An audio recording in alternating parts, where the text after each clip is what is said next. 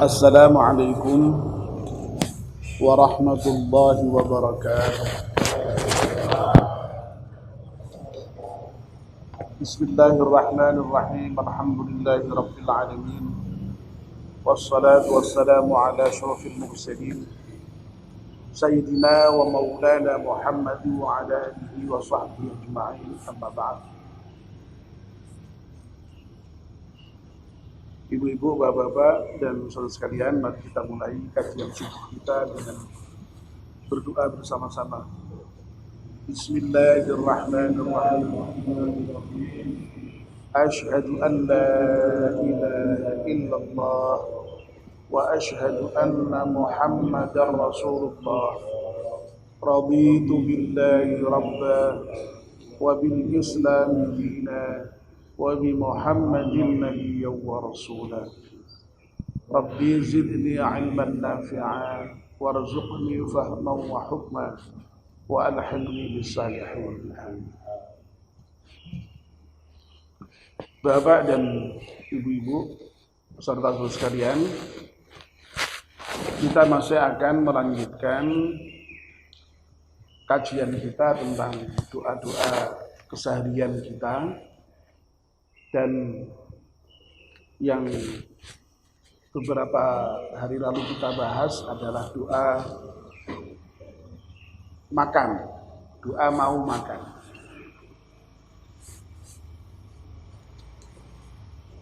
Pagi ini kita pun akan masih melanjutkan lagi pembahasan tentang doa mau makan. Mari kita ulangi lagi doa mau makan itu bersama-sama. Bismillahirrahmanirrahim. Allahumma barik lana fima razaqtana wa qina adzabannar. Allahumma, wahai Allah, barik lana, berikanlah berkah terhadap kami, fima razaqtana, terhadap apa-apa yang telah Engkau rezekikan kepada kami, wa qina adzabannar, dan jagalah kami dari siksa.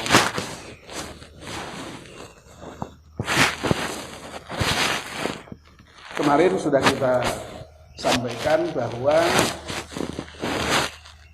dalam doa ini kita memohon kepada Allah Subhanahu wa taala agar diberikan barokah terhadap rezeki kita. Ya, tentu saja khususnya rezeki yang akan kita makan itu, karena konteksnya konteks kita mau makan. Tapi sungguhnya ya rezeki secara luas, seluruh yang sudah Allah berikan kepada kita supaya diberikan barokah. Nah, barokah sendiri itu kemarin juga sudah kita sampaikan, artinya adalah bertambahnya kebaikan.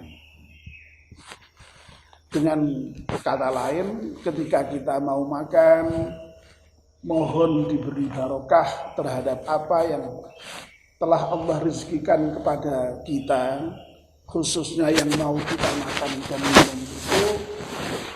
Ya, mudah-mudahan apa yang kita makan dan kita minum membawa kebaikan bagi kita,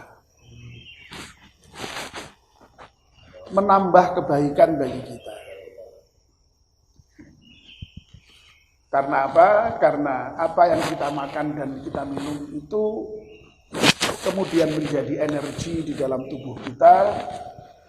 Energi itu mudah-mudahan berbuah kebaikan untuk bekerja, untuk ibadah, ya.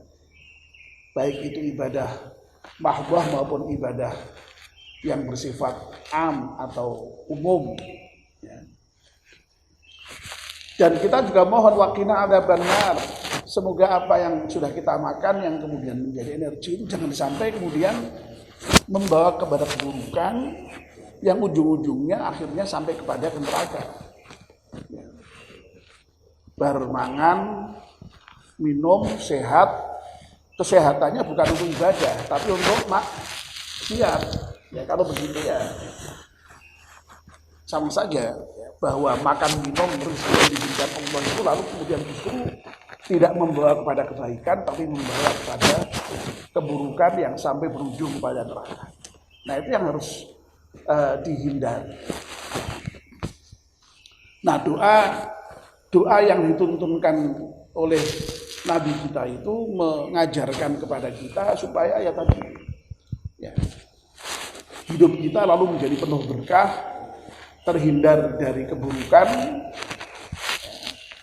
yang berujung kepada neraka itu. Dan itu sekali lagi dimulai dari makan.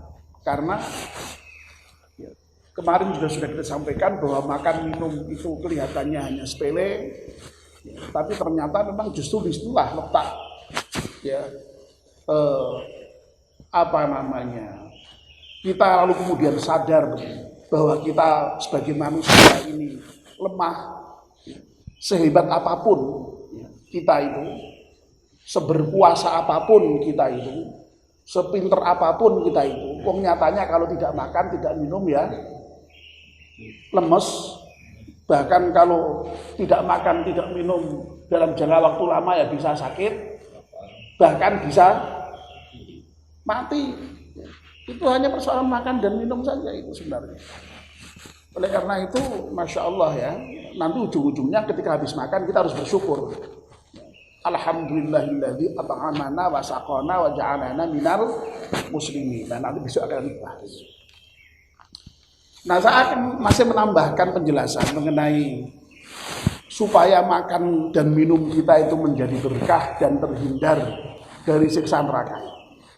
Nah, tentu saja makan dan minum itu ya ada syaratnya ya, bahwa yang kita makan dan kita minum itu jelas harus memenuhi kualifikasi halalan thayyiban. Ya. Jadi ada dua hal yang dituntut dalam Al-Quran ya, terkait dengan persoalan makan dan minum. Ya. Wa kulu mimma fil ardi halalan thayyiban. Silakan kamu makan apa saja yang ada di muka bumi ini. Ya. Syaratnya dua, halal dan thayyib. Nah, syarat yang pertama itu sifatnya mutlak. Jadi yang halal itu mutlak, tidak bisa tidak gitu. Ya. Jadi kalau misalnya kita mau makan, minum, yang tersaji di hadapan kita itu kok barang yang jelas-jelas haram, loh bagaimana kita bisa berdoa Allahumma barik lana fima razaqtana wa qina adzabannar, wong jelas-jelas haram kok.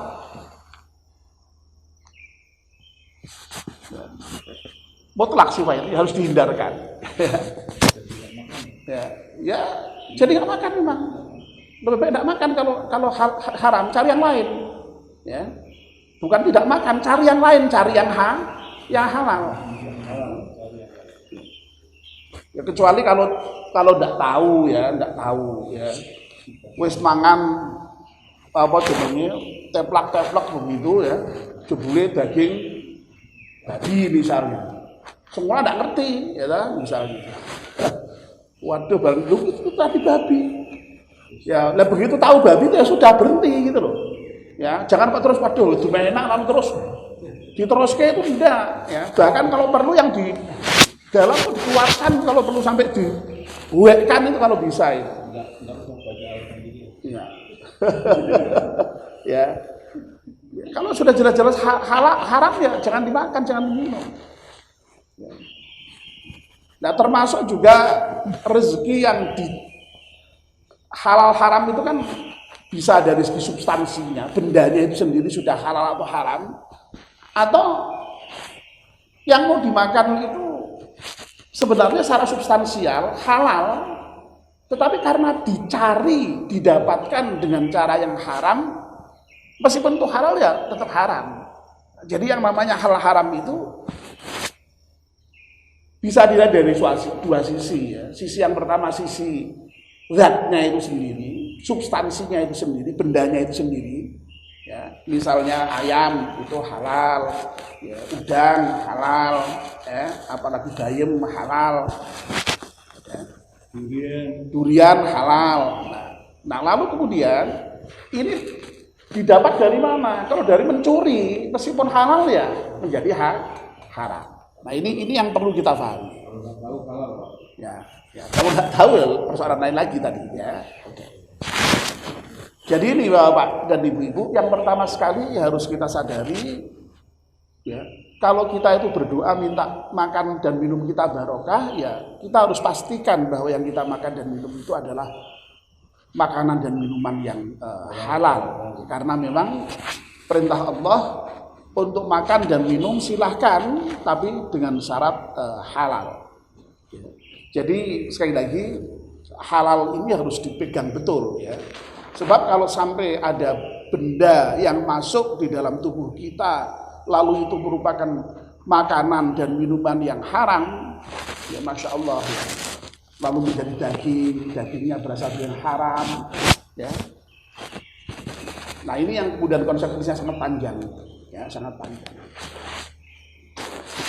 Nah oke. Makanya sampai kemudian lalu membawa doa nggak terkabul ya, dan segala macam itu karena jangan disepelekan dari persoalan makan dan minum ini yang kelihatannya sederhana tadi ya. Nah yang kedua itu harus toyib. Toyib itu baik ya. Ini relatif kalau toyib ini ya. Kalau tadi mutlak halal haram itu, kalau toyib ini relatif. Relatifnya apa? Sesuatu itu bisa toyib bagi orang lain, tapi bisa tidak toyib bagi yang lain ya. Tadi misalnya ya durian itu bagi orang yang sehat toyib ya toh. Toyib tenang ya, kalau banyak enak ya. Tapi bagi orang yang jelas-jelas sudah apa misalnya darah tinggi katanya harus dihindari karena itu bisa membawa akibat yang tidak baik.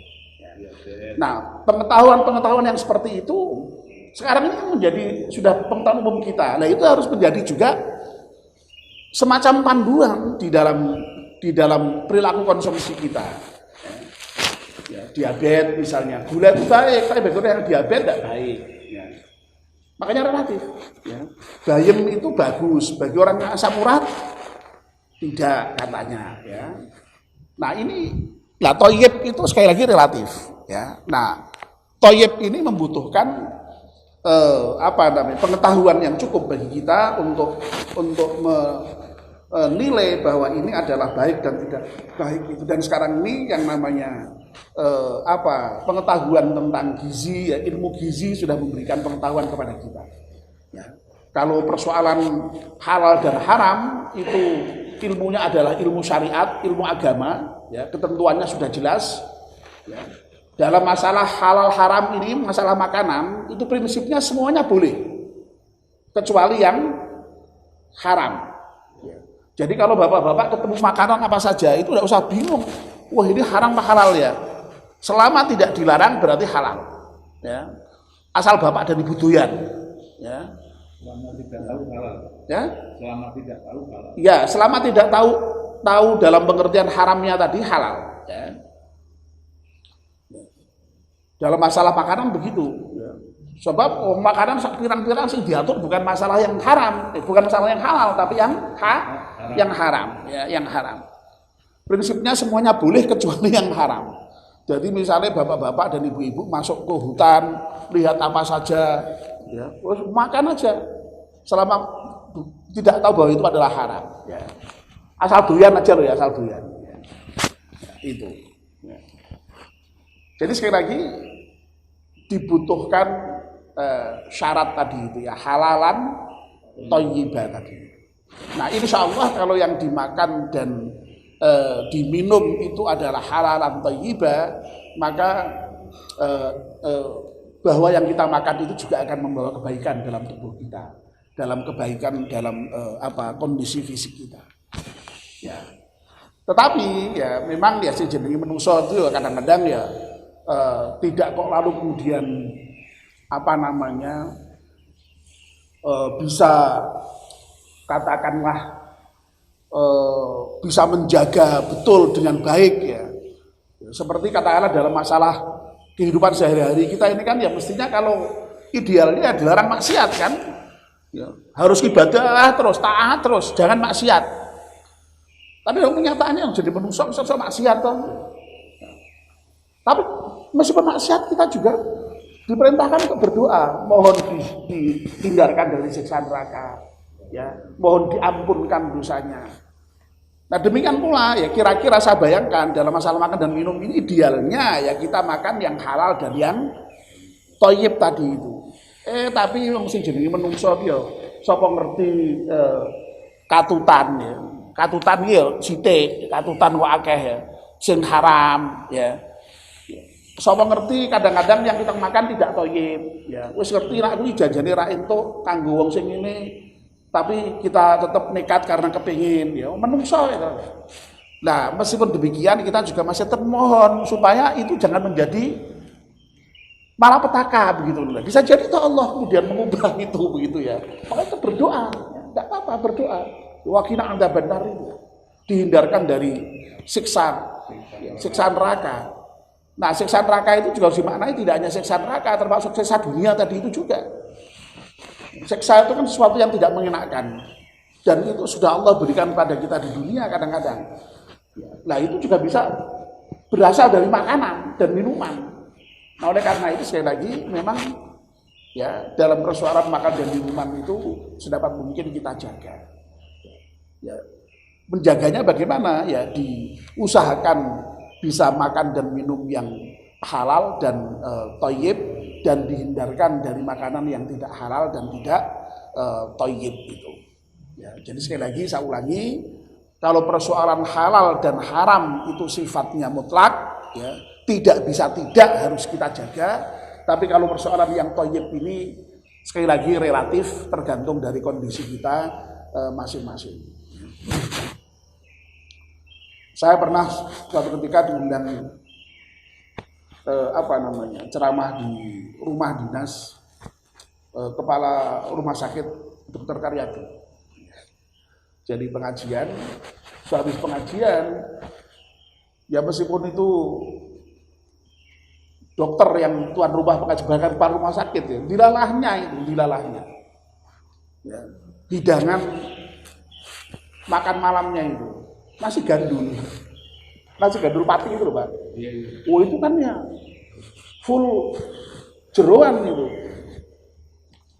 Ya, tapi meskipun begitu ya dokter-dokter semua ya melahap dengan nikmat saja. Tapi ada satu orang dokter yang dokter sangat senior yang memang kebetulan dalam persoalan makan dan minum itu sangat hati-hati. Termasuk beliau itu anti penyedap rasa itu, anti micin itu ya. Oh, itu membahayakan kata beliau. Nah itu meskipun di tengah begitu itu beliau dengan sangat tenang saja menyatakan ini makanan ini tidak thayyib.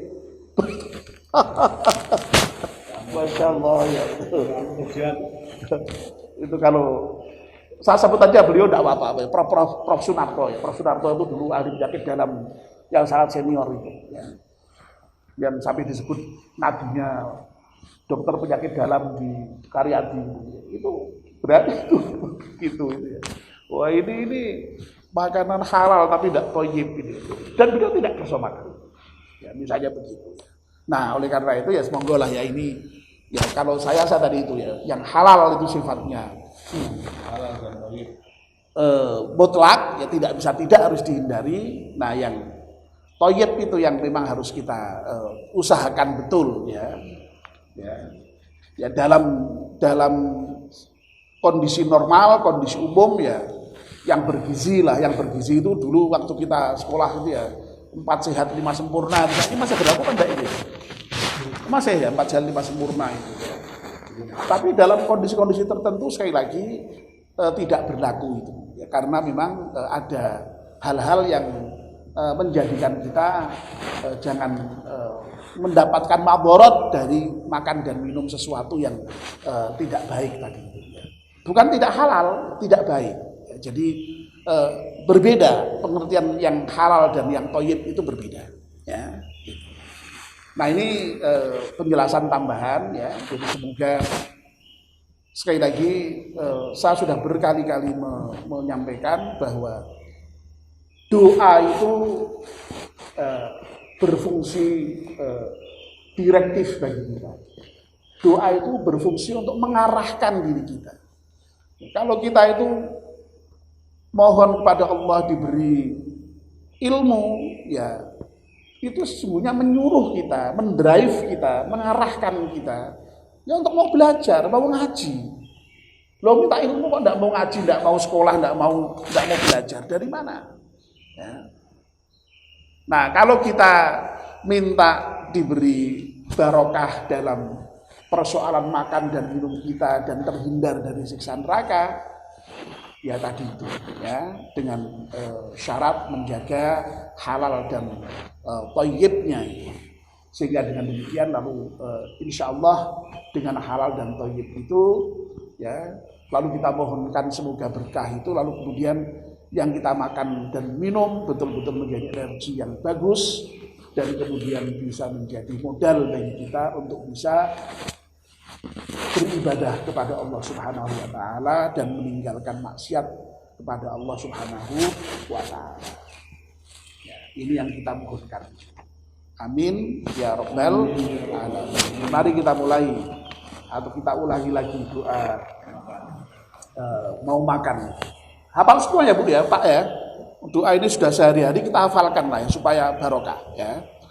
Tapi sekali lagi kalau misalnya durung hafal ya wis paling ora maca Bismillah ya itu. Bismillahirrahmanirrahim. Allahumma barik lana fima razaqtana wa qina adzabannar. Amin. Mari kita akhiri dengan baca doa bersama. Bismillahirrahmanirrahim.